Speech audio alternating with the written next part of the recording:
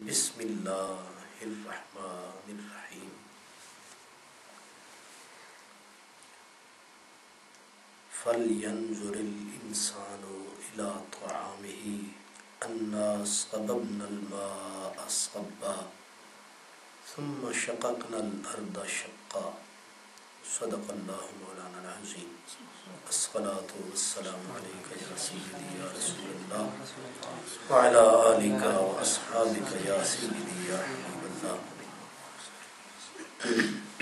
برادران اسلام، عزت پاک برادر معظم حضرت قبلہ مفتی محمد اعظم صاحب، جناب حضرت قبلہ علامہ قاری محمد اسلم سیالوی صاحب، ہمارے استاد زادہ حضرت قبلہ علامہ قاری فضیل صاحب، دوستان گرامی، جن آیات مبارکہ پر ہم پچھلے درس میں گفتگو کر رہے تھے ان سے یہ متصل آیت ہے، سورہ عبسہ کی متصل آیت ہے۔ پہلے تو انسان کی تخلیق کے بارے میں بات کی، پھر انسان کی تخلیق کے بعد اس کی زندگی کے جتنے مراحل ہیں، یعنی تخلیق سے لے کر قبر تک، اللہ تعالیٰ نے ان چند آیات میں پوری کی پوری انسان کی بایوگرافی، پوری ہسٹری، پوری سرگزشت، پوری انسان کی کہانی اللہ تعالیٰ نے اسی میں بیان فرما دی۔ مثلا من ای شیء خلق، پھر یہاں سے ابتدا کی کہ من نطفہ، پانی کی ایک بوند تھی، خلقہ فقدرہ ثم السبیل یسرہ، اور پھر یہ کہانی شروع جو ہوئی تھی پانی کی ایک بوند سے، اس کو ختم کیا، ثم اماتہ، آخر میں یہ کہ پھر اس کو موت دے دی، اور موت کے بعد اگلا احسان جو جتلایا فاقبرہ، مرنے کے بعد اس کو ویسے بے یار و مددگار انسان کو نہیں چھوڑ دیا، بلکہ فاقبرہ، اس کو چھوٹی سی قبر بھی عطا کی، یہ چھوٹا سا گھر عطا کیا، پھر جب اللہ چاہے گا اس کو اسی قبر سے واپس بلائے گا۔ اب ربوبیت یا نظام ربوبیت میں اللہ تبارک و تعالیٰ نے آگے جو فرمایا وہ یہ ہے کہ فرمایا انسان نابینوں کی طرح زندگی نہ گزارے، بلکہ کیا فَلْيَنْظُرِ الْإِنسان، انسان کو چاہیے کہ اپنی عبرت والی نظر، انسان اندھوں کی طرح زندگی نہ گزارے، آنکھیں کھول کے اپنے دائیں دیکھے، بائیں دیکھے، اوپر دیکھے، اس میری بکھری ہوئی کائنات کے اوپر نظر دوڑائے، تاکہ اس کے یقین میں، دین میں، ایمان میں مزید پختگی آئے۔ اب دعوت یہ دی بلکہ حکم کیا کہ فَلْيَنْظُرِ الْإِنسان، انسان کو چاہیے کہ یہ غور کرے، یہ دیکھے، کس کو؟ اب عجب ہے کہ فرمایا إِلَىٰ طَعَامِهِ، ادھر ادھر دیکھنے کی فرصت نہیں، تو جو نوالا ہاتھ میں اٹھا رکھا ہے اسی پہ ہی دیکھنا۔ فَلْيَنْظُرِ الْإِنسان إِلَىٰ طَعَامِهِ، اب جس وقت بندہ کھانا کھاتا ہے تو اس کو ہوش ہی نہیں ہوتا کہ میں نے بسم اللہ بھی پڑھنی ہے، وہ بھی کہیں 4-5 نوالے کھا کے جن کو یاد آتا ہے ان کو یاد آتا ہے، ورنہ ڈھکار بھی نہیں لیتے اور 4 روٹیاں کھا جاتے ہیں۔ تو یہ انسان کو، اور پھر مزے کی بات یہ ہے یہاں یہ نہیں کہ فَلْيَنْظُرِ الْمُؤْمِنُ، مومن غور کرے، فرمایا نہیں، ہماری دعوت پوری کائنات کے لیے، یہ پیغام محبت ہے جہاں تک پہنچے، پوری انسانیت کے لیے یہ پاک کلام، یہ اللہ کا دین یہ دعوت دے رہا ہے، ہر انسان غور کرے۔ اب غور کے لیے اس نے یہ نہیں کہا کہ تم جا کے ذروں کے دل چیرو، تم خورشید کا جگر چیرو، اس نے کہا تم دور نہ جاؤ، تم فَلْيَنْظُرِ الْإِنسان إِلَىٰ طَعَامِهِ، اپنی روٹی کے نوالے پر تو غور کر سکتے ہو۔ اب روٹی کا جو نوالا ہے جو آپ اور ہم کھاتے ہیں، ظاہر ہے اگر وہ گندم کی روٹی ہے، وہ باجرے کی ہے، وہ مکئی کی ہے، تو جب بندہ نوالا اٹھاتا ہے تو اب اس نوالے پہ جب غور کرتا ہے، امام راضی رحمۃ اللہ علیہ اس بات کے اوپر فرماتے ہیں کہ روٹی کے نوالے پر جب بندہ غور کرتا ہے تو وہ سوچتا ہے کہ یہ کہاں سے آئی ہے۔ اب جو پکی پکائی تیار روٹی جس کا نوالا آپ اور ہم ہاتھ میں لیتے ہیں، جب غور کیا کہ یہ کس کس راہ اور مرحلے سے گزر کے آئی ہے، یہ جو توے کے اوپر پکی ہوئی ہے اس کے لیے کتنے ایلیمنٹس اکٹھے ہوئے اب پھر یہ بنی ہے۔ اب پکی ہوئی روٹی پہ جب ہم اور آپ غور کرتے ہیں تو ہم یہ دیکھتے ہیں کہ یہ پہلے کہیں پکی نہیں، کچی تھی۔ اب کچی تھی تو پھر اس کی شکل کیا تھی؟ اب یہ چلتے چلتے کہاں پہنچتی ہے، اس کی طرف بھی اشارہ فرمایا کہ انا صببنا الماء صبا۔ یہ جو تیرے ہاتھ میں روٹی کا نوالا ہے، تو جانتا ہے کہ اس کے اوپر میرے کارخانہ قدرت کے کس کس چیز نے کام کیا ہے؟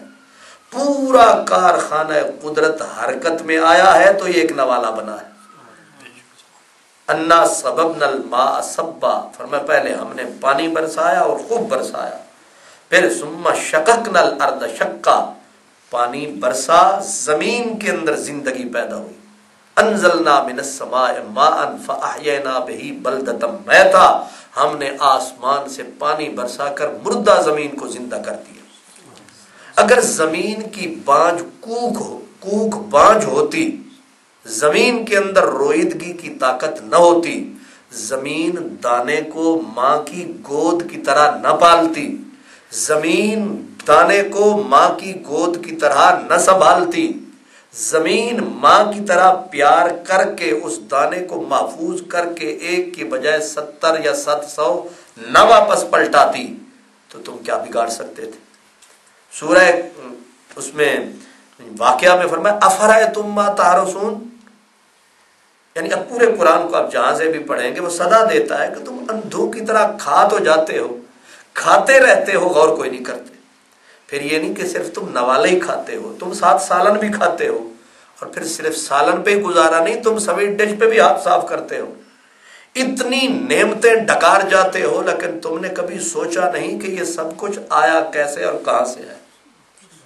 تو اس آیت پاک میں انسان کو صدا دی کہ غور کر، الا طعام ہی، اپنے طعام کی طرف، اپنے کھانے کی طرف، انا صببنا الماء صبا ثم شققنا الارض شقا فانبتنا فيها حبا وعنبا وقضبا وزيتونا ونخلا وحدائق غلبا وفاكهة وابا متاعا لكم ولانعامكم۔ اب یہ پوری لسٹ مالک نے اور پوری ترتیب سے بتا دی کہ تو دیکھ، یہ جو تیرا کھانا ہے، یہ جو تیرا طعام ہے، یہ ایسے اچانک روٹی نہیں بن گئی کہ تو نے اٹھا کے منہ میں ڈال لی ہے، اس کے لیے میرے کارخانہ قدرت کی کس کس چیز نے حصہ لیا ہے، پھر یہ نوالا بنا ہے۔ اب کارخانہ قدرت کے جس طرف اس اشارہ کے سببنا الماء صبا کہ ہم نے پانی برسایا، اب فرمایا پانی ایسے نہیں برسا، ارسلنا الرياح، پہلے ہم نے ہوا اٹھائی، اب ہوا کو آرڈر دیا کہ چل تو سمندر کے اوپر جا، پھر سمندر سے اس نے پورا ڈول بھرا، ہوا نے سمندر سے ڈول بھر کے ہوا نے اپنے دوش اپنے کاندھے پہ اس کو اٹھایا۔ اب جب سمندر سے اٹھایا پانی تو آپ سب کو پتا ہے کہ سمندر کا پانی کتنا میٹھا ہوتا ہے، اچھا نمکین ہوتا ہے۔ تو سمندر کے پانی کو اٹھایا، اب وہ اٹھایا تو کس کے اوپر؟ فرمایا ہواؤں کے دوش پر، ہواؤں کے دوش پر پانی کو اٹھایا۔ جب اٹھایا تھا تو کڑوا تھا، کھاری تھا، تو ہم نے پھر اس کو اپنے اوپر والے کارخانے قدرت میں جا کے ریفائن کیا، اس ریفائنری میں ڈال کے اب جب تمہیں واپس سقنا الی بلد، پھر ہم نے جو تمہیں یہ پلایا ہے، پہنچایا ہے، پہلے اسے میٹھا کیا، پھر میٹھا کر کے پھر ہم نے جگہ ڈھونڈی، ہم نے جگہ ڈھونڈی کہ اس کو برسانا کہاں ہے، اس کو برسایا تو ڈھونڈ ڈھونڈ کے پھر قطرہ قطرہ کر کے ڈالا۔ اگر یک لخت ڈالتے تو تمہارے یہ بڑے بڑے محلوں کو چیر کے رکھ دیتا پانی، لیکن ہم نے قطرہ کرتا برسات کی۔ اب جتنی گندم کو ضرورت تھی اتنے اسے دیا، جتنی مکئی کو تھی اتنا اسے دیا، اس طریقے سے سببنا الماء صبا۔ اب جب پانی برسایا تو اس پانی کے اندر ہم نے یہ طاقت رکھی کہ اس نے مردہ زمین کو احیینا بہ بلدۃ میتا، مردہ زمین کو اس پانی نے زندہ کر دی۔ اب اس پانی نے جب اسے زندگی بخشی تو کیا ہوا؟ ثم شققنا الارض شقا، پھر اس کے اندر تم نے چھوٹا سا بیج ڈالا، اور پھر تم نے معلوم ہے کہ تم نے تو بیج ڈالا، اور ہمارا یہاں تو کدو پتہ نہیں، ہمارے اپنے ملک میں جب بیج ڈالتے ہیں تو چڑیوں سے پرندوں سے بچاؤ کے لیے اس کو زہر کے اندر زہر اس دانے میں مکس کرتے ہیں تاکہ اس کو کوئی چڑی وغیرہ کھا نہ جائے۔ اب اس کو زہر میں بجھا کر پھر مٹی میں ڈالا، اوپر پھر سہاگا پھیر دیا، وہ بیچارہ دانا بالکل مٹی میں، مٹی بالکل چھپ گیا۔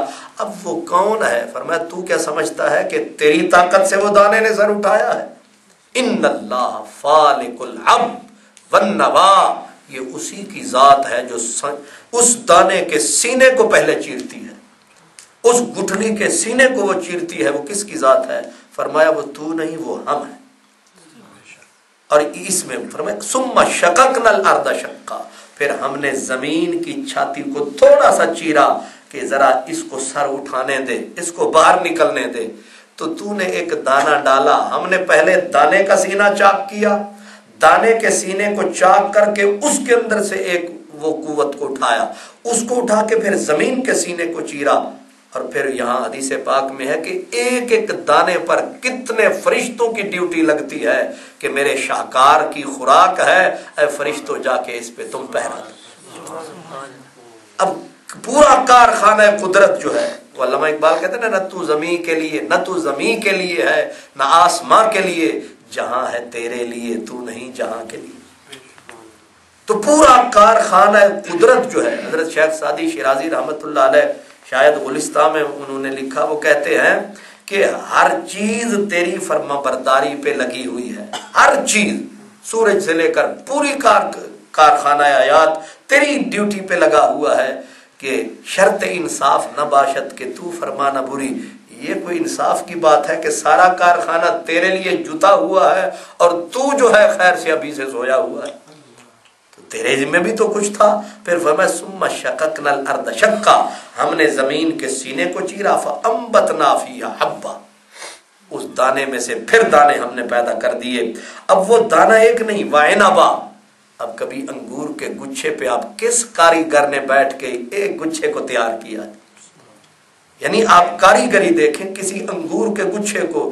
انگور ہم اور یہاں کے جو انگلستان اور یہاں کے جو لوگ ہیں، یہ ساری کائنات کی نعمتیں یہ کھاتے ہیں۔ پیدا کندھار میں ہوتا ہے، کندھار والوں کو ایک بھی نصیب نہیں ہوتا، آپ کھاتے کیوں جی؟ پیدا چیز کہاں ہوتی ہے؟ جو چیز جس ملک میں ہوتی ہے وہاں ملتی ہے 2 مہینے اور یہاں ملتی ہے 12 مہینے۔ تو لیکن حکم آگے یہ بھی ہے کہ لَتُسْأَلُنَّ يَوْمَئِذٍ عَنِ النَّعِيمِ، جتنا کھاؤ گے اتنا حساب بھی لیے جاؤ گے۔ تو اس لیے یہاں جو مسلمان یا کوئی بھی بستے ہیں ان سے حساب بھی دوہرا نہیں، کئی گنا حساب یہاں زیادہ ہوگا۔ قرآن پاک کا جو یہ ہے لَتُسْأَلُنَّ يَوْمَئِذٍ عَنِ النَّعِيمِ، اس میں فرمایا کہ پھر دیکھ وَعِنَبًا وَقَضْبًا، اب کیا کیا خوبصورتی کے ساتھ، کبھی آپ مکئی کا جو سٹا ہوتا ہے اس پہ دیکھیں کہ کس طرح موتی، نہ کوئی بڑا ہے نہ کوئی چھوٹا ہے، ایک ترتیب ہے، مجال ہے کہ کہیں کوئی دانہ اوپر نیچے آ گیا۔ کسی بھی چیز میں کیا حسن ہے کمال کا۔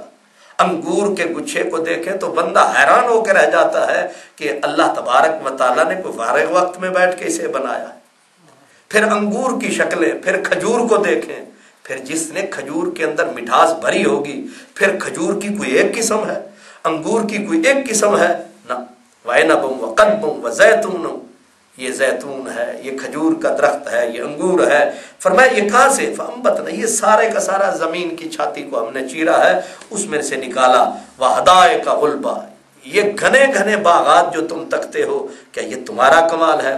سورۃ الواقعہ میں فرمایا أَفَرَأَيْتُم مَّا تَحْرُثُونَ، کیا تم یہ سمجھتے ہو کہ تمہارے حال جو ہیں ان کا یہ کمال ہے؟ کیا تمہارے بیلوں کا یہ کمال ہے؟ أَفَرَأَيْتُم مَّا تَحْرُثُونَ أَأَنتُمْ تَزْرَعُونَهُ أَمْ نَحْنُ الزَّارِعُونَ، یہ کھیتیاں تم بناتے ہو کہ ہم بناتے ہیں؟ یہ کمال تمہارا ہے یا ہمارا ہے؟ فرمایا کہ أَفَرَأَيْتُم مَّا أَنتُمْ لَوْ نَشَاءُ لَجَعَلْنَاهُ حُطَامًا فَظَلْتُمْ تَفَكَّهُونَ، اگر تم سمجھتے ہو نا تمہارا کمال ہے تو ہم چاہتے تو تمہاری بنی بنائی فصل کو ہم برباد کر دیتے۔ تمہاری بنی بنائی، ایسا ہوتا ہے کہ بنی بنائی تیار فصل ہے اور ایک اگر شدید سردی پڑ گئی تو سردی کی ٹھنڈک نے اسے جلا کے ختم کر دیا، شدید گرمی پڑ گئی تو گرمی نے اسے برباد کر دیا۔ فرمایا لو نشاء لجعلناہ حطاما فظلتم تفکہون، تم ہاتھ ہی ملتے رہ جاتے، ہائے پوری 6 مہینے کی محنت ہی برباد ہو گئی۔ لو جعل، اور پھر فرمایا پانی کے بارے میں کہ کیا تم سمجھتے ہو انتم انزلتموہ من المزن ام نحن المنزلون، یہ پانی تم نے برسایا، تمہارے دادے نے برسایا، تمہارے چاچے نے برسایا ہے، تمہارے کسی سردار نے برسایا ہے، یا تمہاری کسی قوت نے اس کے سارا کام کیا؟ انتم انزلتموہ من المزن، یہ جو بارش برستی ہے یہ تم برساتے ہو، ام نحن المنزلون، یا ہم بارش برساتے ہیں؟ اور آگے کہا کہ لو نشاء جعلناہ اجاجا، ہم چاہتے اس پانی کو کڑوا کر دیتے، تم کیا کر سکتے تھے؟ اس جو زندگی ہے، جو پانی تمہاری زندگی ہے، ہم اسی کو موت بنا دیتے، اسرائیل کو بھیجنے کی ضرورت نہ ہوتی، تم وہی پانی پیتے، تم مر جاتے۔ پھر اسی لیے فرمایا کہ تم غور کرو اس ایک نوالے کی طرف، اور وفاکہۃ، یہ اتنے سارے پھل ہیں، ان کے اندر غور کرو، وابم، اور یہ جو تم اپنے جانوروں کے لیے چارہ ہے، اس چارے میں غور کرو۔ فرمایا یہ سارے کا سارا متاع زندگی ہے، یہ سارے کا سارا متاع زندگی ہے، یہ تمہارے لیے ہے، تمہارے جانوروں کے لیے ہے۔ یعنی عجیب بات نہیں ہے کہ ایک مکئی کا کھیت ہے، مکئی کا کھیت ہے، اب اس میں سے تمہارے لیے بھی سامان زندگی ہے، تمہارے جانوروں کے لیے بھی سامان زندگی ہے، یعنی تم اس میں سے وہ کھا رہے ہو، وہ سٹے تے جڑا لگا انہوں نے کی آدھے ہو، چھلیاں، ماشاءاللہ تے ہن کشمیر چلیاں، تو چھلیاں جو ہیں، اب وہ تو متاع لکم، قرآن کی سچائی کی کیا خوبصورتی ہے کہ فرمایا تمہارے لیے بھی سامان زندگی ہے، تمہارے جانوروں کے لیے بھی سامان زندگی ہے، کہ تم اس میں سے وہ چھلی ہے، وہ سٹا ہے، وہ اناج ہے، تمہارے لیے بھی اس میں موجود ہے، اور تم نے وہ توڑ لیا، باقی جو بچا وہ تمہارے جانوروں کے لیے وہ ہے۔ تو اب پھر واپس پلٹے، فَلْيَنْظُرِ الْإِنسَانُ إِلَىٰ طَعَامِهِ، اب طعام جو ہے ایک نوالا ہے، اب اس نوالا جو وجود میں آیا ہے کتنے مراحل سے گزر کے آیا۔ اب پہلے اس کو دیکھیں، پہلے وہ دانا تھا، دانے سے پہلے مٹی تھی، خاک ہے، تو یعنی اللہ تعالیٰ نے انسان کی اس کو زندگی کے تسلسل کو قائم رکھنے کے لیے سب سے پہلے تو زمین بنائی، پھر زمین کو پانی کی ضرورت تھی، پھر پانی کے لیے اس کو بادلوں کی ضرورت تھی، بادلوں کے لیے پہلے سمندر کی ضرورت تھی، اب اس نے یہ ساری چیزوں کو تخلیق کر کے جب دانا بن گیا تو اب دانا تو بن گیا، پکے گا کیسے؟ پھر سورج کی ضرورت پڑی کہ سورج اب تو ڈیوٹی دے اس کو پکا، پھر دانا بن گیا، سورج نے پکانے کی ڈیوٹی دی، اب رس کون لائے گا اس میں؟ فرمایا چاند کی ڈیوٹی لگا دی، اب چاند کی چاندنی سے اس میں رس آئے گا، اب چاند نے ڈیوٹی دی، سورج نے ڈیوٹی دی، زمین نے ڈیوٹی دی، سمندر نے ڈیوٹی دی، فرشتوں نے ڈیوٹی دی، یہ سب نے جس وقت ڈیوٹی اپنی نبھائی، اب یہ بن گیا دانا۔ جب دانا بنا تو اب یہ ایسے تو کھا نہیں سکتا، ایسے تو یہ کھا نہیں سکتا، تو اب کیا کریں؟ اس کو پیسا جائے، تو پیسنے کے لیے پتھر کی ضرورت ہے، اب پتھر کو وجود دو، اب پتھر کو وجود دو گے تو پتھر تو ایسے تو رگڑے سے تو آٹا بنے گا نہیں، اب پتھر کے لیے بھی متوازن پتھر چاہیے، متوازن پتھروں میں سوراخ چاہیے، اب سوراخ کرنے کے لیے بھی کوئی چیز ہونی چاہیے، پھر پتھروں کے سینے میں سوراخ کیا، لیکن اب پتھر کے اوپر پتھر خالی پھر نہیں سکتا، اس کے اندر پھر لکڑی کی ضرورت پڑی، اب لکڑی کو وجود دو، لکڑی میں پھر لوہے کی ضرورت پڑی کہ چکی چلے گی تو اس قطب کے زور پہ چلے گی، ورنہ ان بیلنس ہو جائے گی، ایک پتھر ادھر ایک ادھر، پھر کیسے ہوگا؟ پھر وہ لوہے کی وجود آ گئی، اب پوری چکی بنی، اب دانا اس میں ڈالا تو چکی چلانے والا بھی تو ہونا چاہیے، آپے چلے گی کہاں؟ اب چکی چلانے والے بھی پیدا کر دیے، اب چکی چل گئی، آٹا بن گیا، اب آٹا تو بن گیا، اب آٹا روٹی کی شکل میں کیسے آئے گا؟ اب پانی کی ضرورت پھر پڑی، پھر پانی بھی آ گیا، آٹا بھی آ گیا، اب خود بخود ایکسیڈنٹلی تو یہ ہونے سے رہا سب کچھ، اب پکانے والی کی بھی ضرورت، اب پکانے والی کو وجود دیا، اس کو وجود بخش دیا، اب پکانے والی بے شک اس نے روٹی تو لی پکا، اب روٹی پکا کے پکائے گی کس پہ؟ آگ کی ضرورت پڑی، لیکن آگ پہ ڈائریکٹ ڈالے گی تو جل جائے گی، اب پھر لوہے کی توے کی ضرورت پڑی، اب چولہا بنا ہے، پھر آگ آئی ہے، پھر توا بنا ہے، پھر پکانے والی اب پک کر تیار ہوئی ہے، تو صدا دی کہ اب تیرے کھانے کی باری آ گئی ہے۔ فَلْيَنْظُرِ الْإِنسَانُ، او انسان غور تو کر اس اپنے کھانے پر، کتنے مراحل سے گزار کر کس کس کو وجود بخشا، صرف تیرے ایک وجود کی خاطر، تیرے ایک وجود کی خاطر میں نے پورے کارخانہ حیات کو جو حرکت دی، اور ہر چیز نے وقت پہ ڈیوٹی دی۔ اگر وقت پہ بارش نہ برستی تو تب کیا ہوتا، اگر وقت کے اوپر یہ دانہ نہ پکتا تب کیا ہوتا، ہر چیز نے وقت پہ ڈیوٹی دی۔ تو اسی ایک نوالے پہ اگر غور کرے تو تیرا میرے ساتھ رابطہ کتنا پکا ہو جائے، تیرا یقین کتنا پختہ ہو جائے، تیرے میرے رابطے اور رشتے کتنا پکے ہو جائے، تیرا میرے اوپر یقین کتنا پختہ ہو جائے۔ اس آیت میں آگے ہی چند صورتیں چھوڑ کر اب یہاں تو توام کی طرف صدا دی کہ توام میں غور کر، شاید تیرے میرے رشتے میں اور مضبوطی آئے۔ آگے کہا افلا ینظرون الی الابل کیف خلقت، پہلے ذرا قریب، اب اونٹ کا جانور ہے، فرمایا کہ اگر تو میرے نظام ربوبیت میں ایک چیز میں نے اونٹ بھی پیدا کیا، ذرا اس کی طرف توجہ کر، افلا ینظرون، وہاں ہے فلینظر الانسان کہ انسان پہ لازم ہے غور کرے توام کے اندر، یہاں کہا افلا ینظرون، یہ شکوہ ہے کہ یہ اندھا ہو کے کیوں گزر جاتا ہے، یہ تکتا کیوں نہیں ہے ادھر ادھر، افلا ینظرون الی الابل، کبھی اونٹ کے اوپر بھی تو نے دیکھا ہے گردن کہاں جا رہی ہے، اس کا پچھلی سائڈ کیسے ہے، اس کے درمیان والی کوہان کیسے ہے، فرمایا کبھی اس پہ بھی غور کر، بنانے والے نے کیا بنا دیا، فلا ينظرون الى الابل كيف خلقت، فرمایا تو اگر تو غور کرے گا، تو فکر کرے گا تو تجھے پتا چلے گا کہ بنانے والی کوئی بہت طاقتور ذات ہے، کوئی کمال ذات ہے۔ فرمایا کہ وَإِلَى السَّمَاءِ، کبھی فارغ وقت ملے تو آسمان کو بھی دیکھ کہ ہم نے اتنا بڑا خیمہ، نہ کوئی درمیان میں پلر ہے نہ کوئی ستون ہے، ہم نے کیسے کھڑا کر دیا، إِلَى السَّمَاءِ كَيْفَ رُفِعَتْ، کس طرح اس کو بلند کر دیا گیا، فرمایا وَإِلَى الْجِبَالِ كَيْفَ نُصِبَتْ، یہ پہاڑوں کو کس طرح میخ بنا کے اس نے گاڑ دیا ہے، کبھی اس پہ غور کرو، وَإِلَى الْأَرْضِ كَيْفَ سُطِحَتْ، یہ زمین پہ تم نے گھر بنا کے بیٹھے ہیں، چلتے ہیں، اٹھتے ہیں، مسجد ہے، منبر ہے، ہر چیز ہے، اس کے اوپر غور کرو کیسے بچھ گئی ہے، کیسے بچھا دی گئی ہے۔ پھر صدا دی فذکر، میرا نبی تو ہی نے سمجھا، تو ہی نے سمجھا، تو ہی ان سونے والوں کو جگا، تو ہی ان کی آنکھیں کھول، یہ تکتے کیوں نہیں، یہ غور کیوں نہیں کرتے۔ اسی لیے برادران اسلام، یہ غور اور فکر کی جو دعوت ہے، اس سے یقین بڑھتا ہے، اور اس سے کتنا میں پورا سال تقریر کرتا رہوں وہ فائدہ نہیں ہو سکتا۔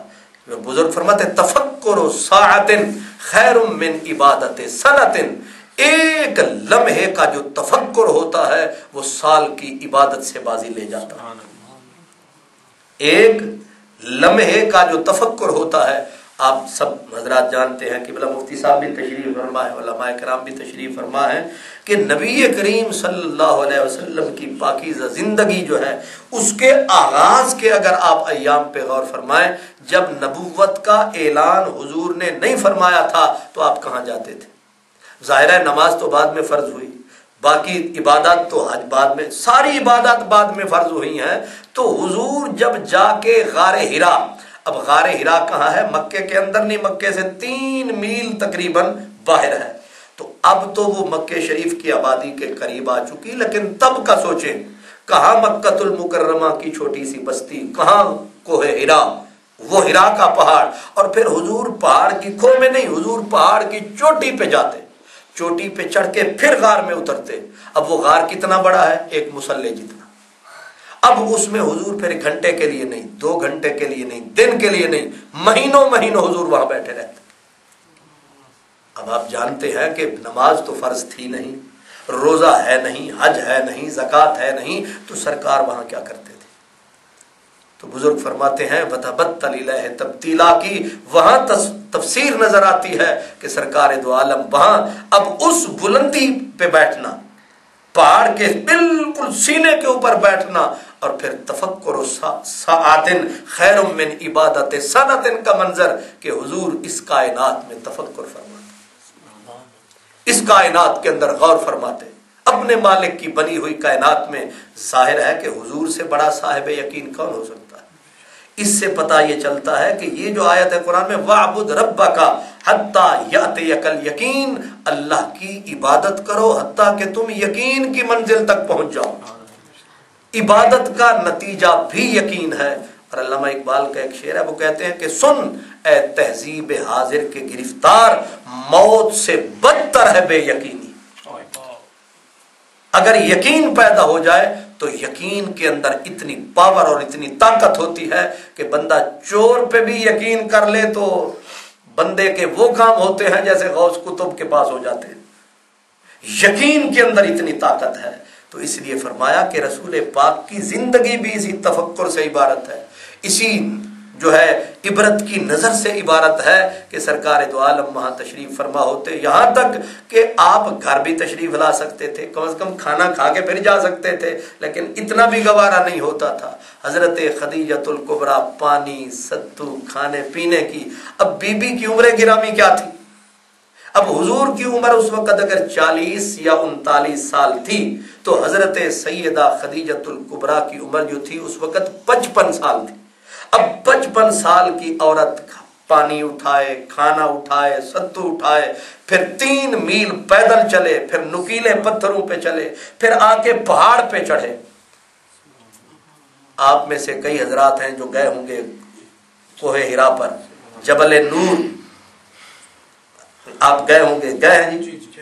اب آپ ذرا بتائیں کہ کتنا سوکھا کام ہے، یعنی اس پہاڑ پہ چڑھنے کے لیے اچھا خاصا مضبوط آدمی ہو تو گھنٹہ سوا گھنٹہ تو کہیں لگ جاتا ہے۔ اور پھر یہ بھی نہیں کہ صبح سویرے آپ تشریف لے جائیں تو پینے کے لیے بھی پانی کی وہاں خاصی مقدار ضرورت ہوتی ہے۔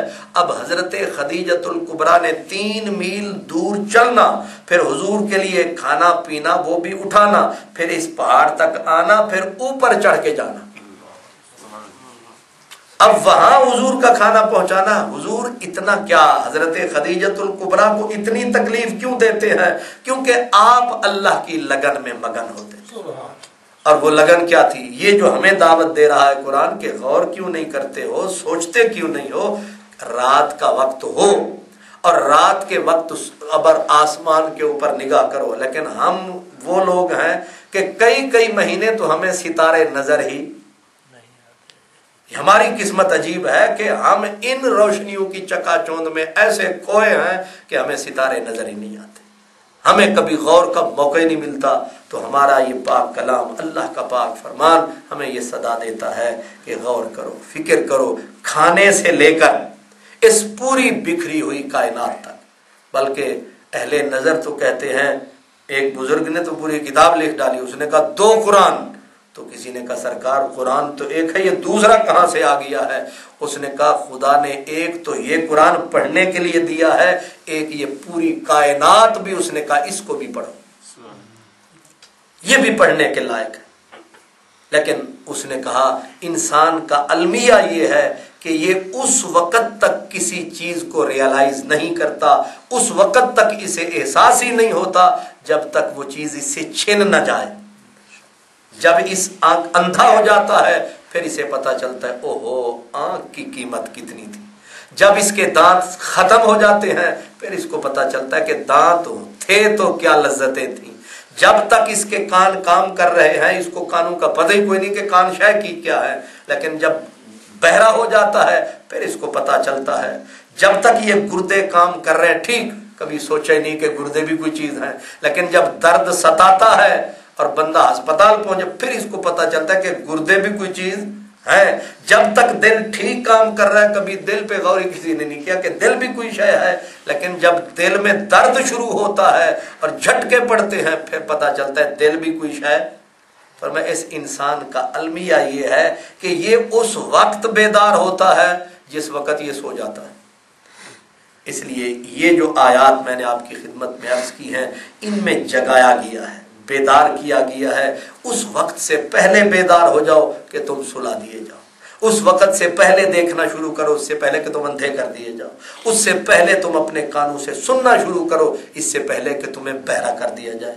हज़रत जुनैद बगदादी रज़ी अल्लाह ताला अन्हु आप बैठ के बाज़ औक़ात ये जुमले फरमाते थे कि इस अपनी अल्लाह की बनी हुई कायनात में जो आंख गौर से देखती नहीं, उस आंख का अंधा हो जाना बेहतर है। आपके ये लफ्ज है, फरमाया इस भरी बज़्म में, ये कायनात का, ये हसीन कायनात में जो आदमी खुली आंखों से देख के गौर नहीं करता, फरमाया अच्छा है कि इसकी आंख अंधी ही हो जाए कि इतनी बड़ी कायनात पे कभी इसने गौर ही नहीं किया है। फरमाया जो हक की सदा कान नहीं सुनते, अल्लाह करे ये कान बहरे ही हो जाए।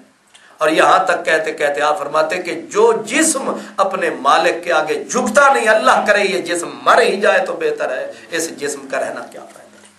हजरत फरीदुद्दीन गंजे शकर रहमतुल्लाह अलैह ने, आपने कहा कि उठ फरीदा वुजू साज, उठ फरीदा वुजू साज ते सुबह नमाज गुजार, जो सिर साई न नीवे ओ सिर कप उतार।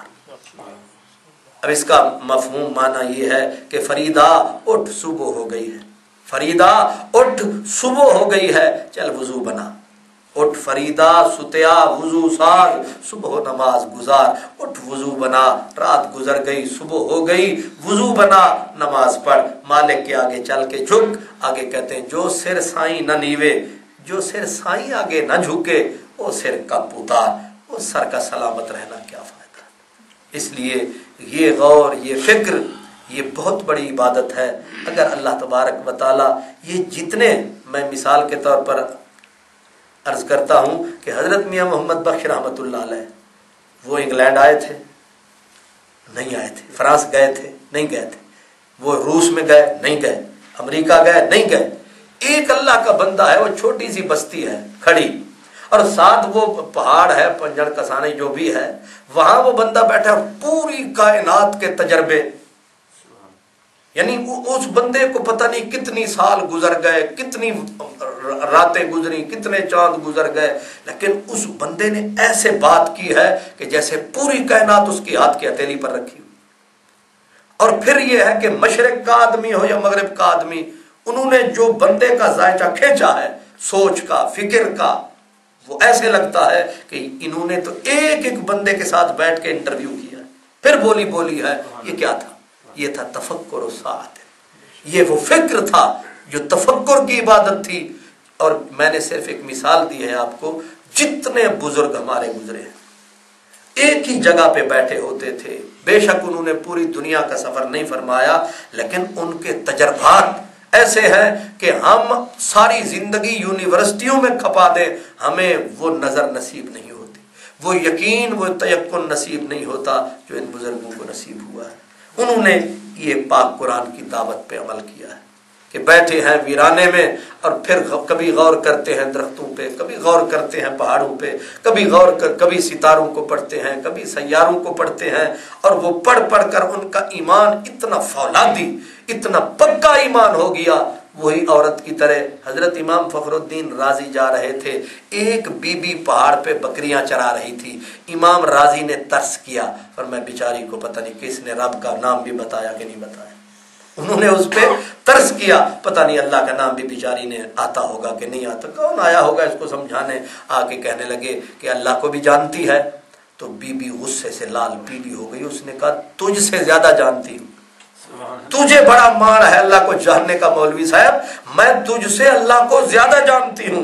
अब हजरत इमाम फखरुद्दीन राजी, क्योंकि वो तो थे बहुत बड़े इमाम, दलाइल और इस्तिदलाल के वो पैकर, उन्होंने कहा कोई दलील शलील है तेरे पास, हमें मानती है अल्लाह को? उसने कहा कि तुझसे ज्यादा रब को समझती हूँ।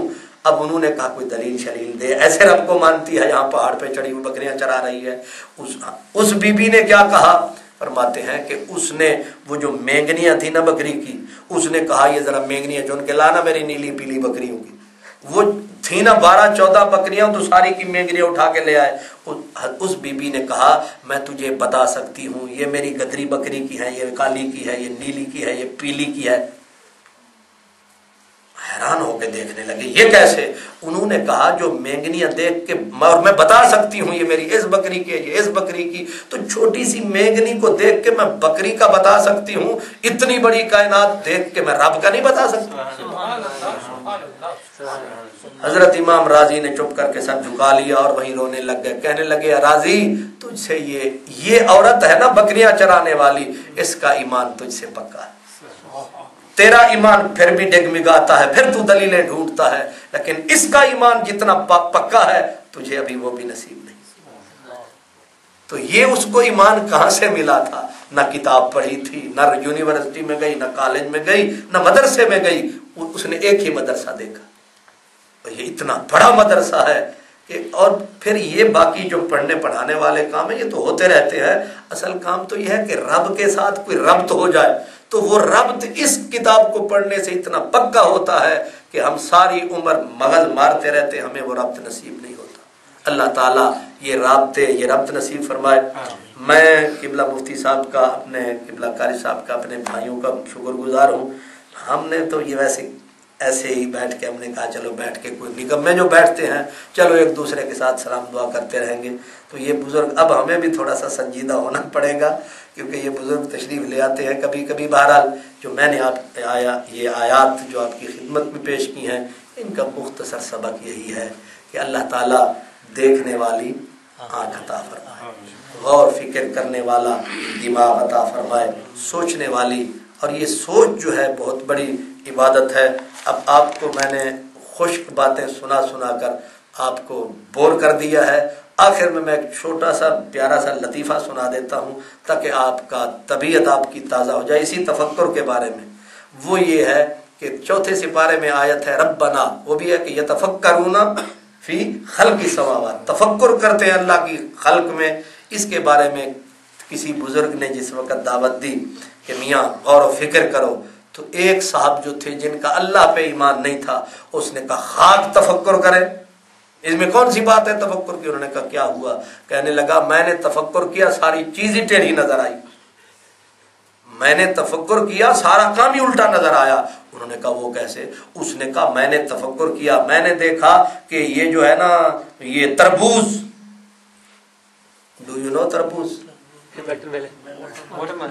अच्छा, ये हमारी रोल्ड गोल्ड मखलूक ठीक है ना। तो तरबूज, मैंने असल में अपनी इंग्लिश पक्की करने के लिए पूछा है। तो तरबूज जो है अब कितना बड़ा है? इतना बड़ा तरबूज है। अब उस मुनकरे खुदा ने कहा, उसने कहा कोई अकल फिक्र वाली बात, इतना बड़ा तरबूज है, ये लगा दिया इतनी छोटी सी बेल पे जो जमीन पे बिछी हुई है, इतना बड़ा आम का दरख्त है, उस पे इतने इतने आम लगा दिए, है कोई अकल वाली बात? तवाज़ुन तनासुब तो तब बनता था कि ये तरबूज लगता।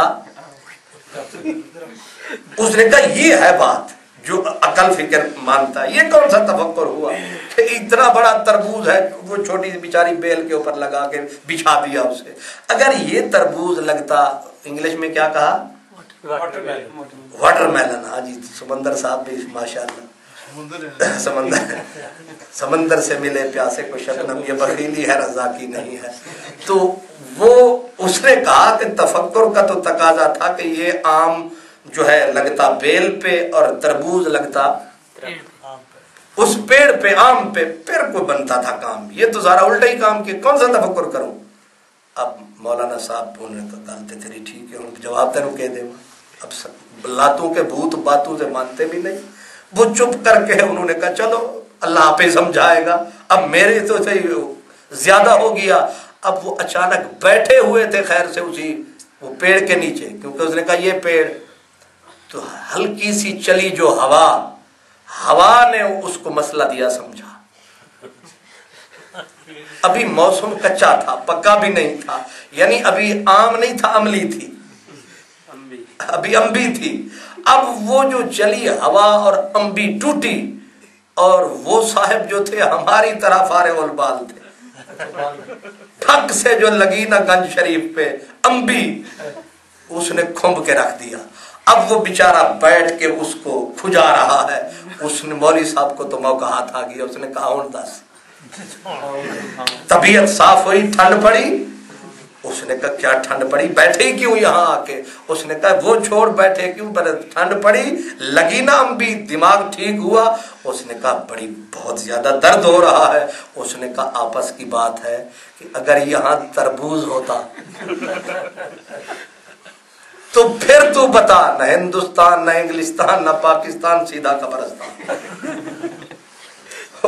اب اس نے کہا شکر ہے خدا کا کہ یہاں امبی ہے, یہاں میک میلن نہیں ہے. اگر وہ ہوتا تو میں تو پورا ہی غرق ہو گیا ہوتا.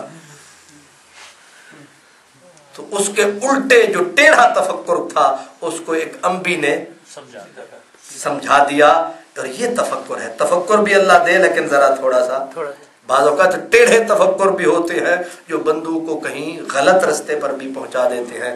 اللہ تبارک و تعالی تفکر کی, فکر کرنے کی, سوچنے کی, خصوصاً جس وقت ہم کھانا کھاتے ہیں تو کوشش کرنی چاہیے بسم اللہ شریف بندہ پڑھے. جب بندہ بسم اللہ پڑھتا ہے تو اسے بہت کچھ یاد آ جاتا ہے بسم اللہ پڑھنے سے. اور اگر خدا نخواستہ ہوتا ہے بھوک زیادہ لگی ہوئی ہو تو پھر بسم اللہ یاد, تو پھر تیسرے نوالے پہ بعض اوقات یاد آ جاتی ہے تو بندہ پھر شرماتے ہوں کہ میں پڑھا, تو وہ تیسرے پہ بھی کہتے ہیں بسم اللہ فی اولہ و آخرہ, پڑھ دینا چاہیے. اس سے انسان کو یاد آ جاتا ہے کہ کھانا میرے رب نے دیا ہے, یہ پینا میرے رب نے دیا ہے. اللہ تعالیٰ قبول فرمائے. قبلہ مفتی صاحب.